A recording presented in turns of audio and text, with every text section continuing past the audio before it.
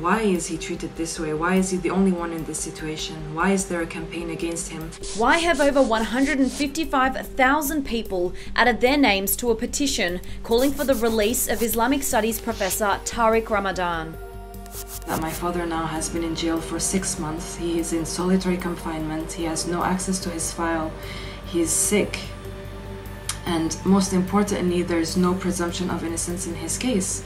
The French justice system has placed the prominent Islamic scholar in solitary confinement since February 2018, after allegations of sexual assault and rape charges were brought forth by 3 women in France, 1 in Switzerland and 1 in the United States. He has been denied bail. My father has always been stigmatized in the French political and religious scene, and this especially because of his discourse on Islam in France, on identity, on integration, on Palestine.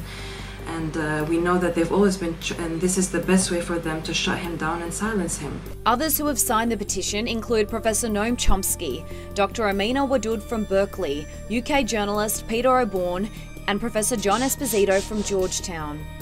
They believe that there is evidence that he was targeted in a politically motivated prosecution masked as a criminal case.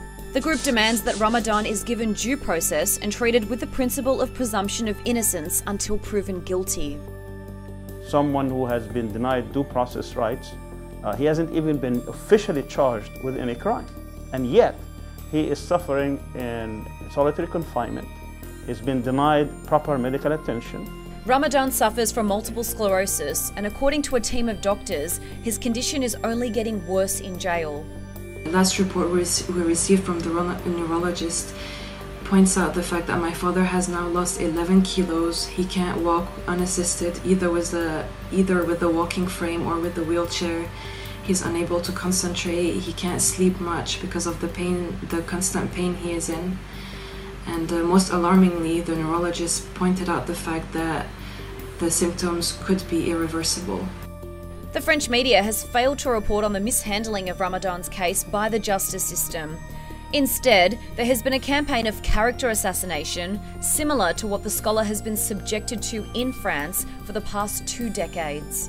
L'ex-théologien Tariq Ramadan a dû tomber le masque. L'image fracassée, le Tartuffe démasqué. Vraiment ce qui s'appelle un Tartuffe, un personnage qui avait un double visage et un double discours. They don't even talk about the accusations anymore.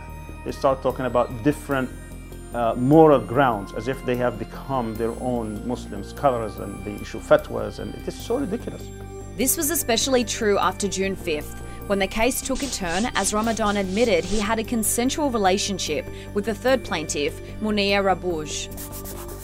Interrogé sur les relations qu'il aurait pu avoir avec la 3e plaignante, Madame Mounia Rabouj, il a reconnu avoir eu, d'abord la connaître, et avoir eu des relations de nature privée avec celle-ci qui ne correspondaient pas du tout aux relations qu'elle avait pu décrire dans la plainte qu'elle avait déposée.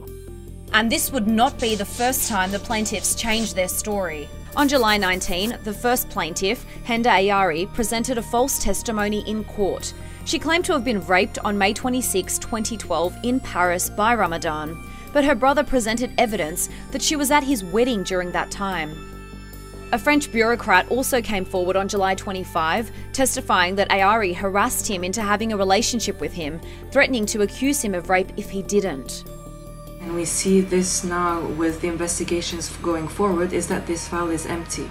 And they're distracting us from the most important point, which is the fact that my father's presumption of innocence is not respected. We don't even know if there's going to be a trial. Despite these false testimonies, the French courts are still adamant on keeping Ramadan in solitary confinement and refuse to release him even under house arrest. But why? Vous savez, la justice a très souvent du mal à reconnaître qu'elle s'est trompée, voire même qu'elle se trompe, semble-t-il, qui font que, alors que dans un grand nombre d'autres pays, notamment dans des pays de culture anglo-saxonne, cette affaire serait déjà terminée, eh bien on insiste, et on permet notamment à Mme Ayari d'essayer de faire une nouvelle date, alors même que elle a menti à 2 reprises. The French system now, judicial system, political system, in the eyes of millions of people throughout the world, especially in the Muslim world, they have no confidence whatsoever in anything they say or do. and therefore they need to repair that, and they need to take it into consideration. In the face of such injustice, history will remember those who stood up to denounce it and those who chose to remain silent. Will Tariq Ramadan receive due process?